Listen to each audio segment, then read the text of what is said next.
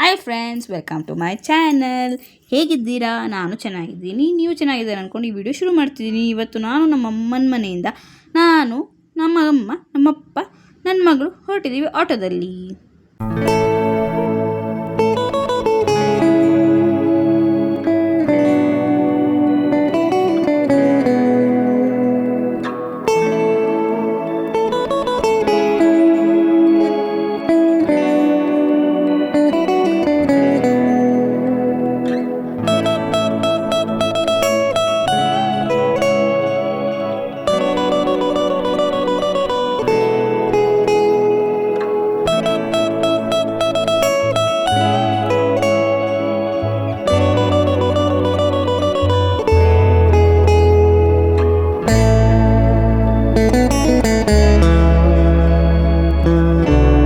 ಬಂದಿರೋ ಜಾಗ ಲಂಡನ್ ಕೋಟೆ.